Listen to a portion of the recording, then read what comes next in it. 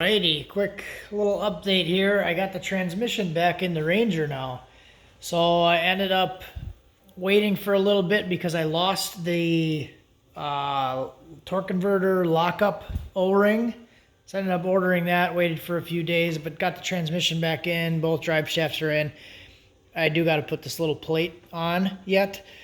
But that's not too bad. I'm kind of leaving some stuff off because I have to go get a bolt tomorrow for the starter because I lost a starter bolt and I didn't even realize it until after, like when I went to go take the transmission out of the truck. And under the starter there was only one bolt on it, so I must have loosened up and fell out because I can't find it anywhere. So probably lost it while I was driving. Got to put a new bolt in there tomorrow.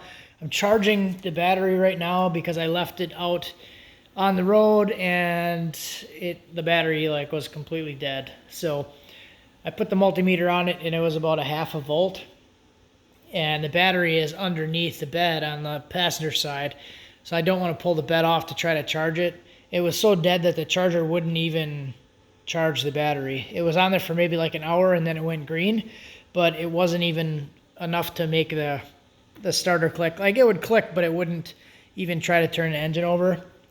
So to put it on a 40 amp charge, it wouldn't charge at all. Like, you can hear the thing running. You can hear the fan actually running on the charger. So I ended up having to hook up a second battery that reads like 12.4 resting voltage. So what I'm doing is basically tricking it to thinking that it's a good battery on there, and it's backfeeding power to the other battery. So I have this one going to the battery. This one is coming from the charger, and the other battery down here. So let that thing run overnight and should be good. I'm gonna put the 210s back in it tomorrow. I don't have anything hooked up in there right now for injector, so I still have the rails off. I'm gonna take them out of the Escalade tomorrow, put that back on. I have to remake the 8AN crossover because when I had the leak on the Mustang, one of the last track days, I ended up just snagging the one off of the truck here so I could drive the car home. So I guess that's pretty much it. Not really too big of an update today. Yeah, I'm going to go drive it tomorrow and probably test it out with the Dragy. Might be interesting to see what it can do using the Dragy, because last time I went to the track with this truck, it ended up going 10.7, but I broke the transmission, so it was a bad 1-2 shift. So I might do try to do a solid 1/8 mile pass with the Dragy tomorrow and see if I can beat the 1/8 mile time, but I'm not going to do it for a full 1/4 mile on the street. So probably just do 1/8 mile.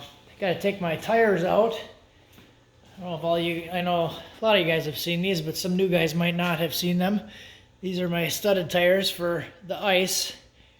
It's just a bunch of screws. It took me, I think, 16 hours to put all the screws in there and then just flex seal the inside of it. And it actually worked pretty good. Some of them are a little low on air now, but some of them are actually still holding air from last year, a year ago, or was it 2 years ago? I can't even remember. But gonna get this thing back out tomorrow. I know some of you guys love this truck, some of you not so much, but I like the truck, so I'm gonna go out and play with it. I might even put the headlights back in. What I should do also is put this front valance on. I've had this thing for a year and a half, 2 years. I just never put it on yet. So maybe I can actually, start to care about this thing a little bit more. Get the lights back in, all hooked up, and see where we go from there. Not really much to talk about today, guys. Thanks for watching. Have a good one.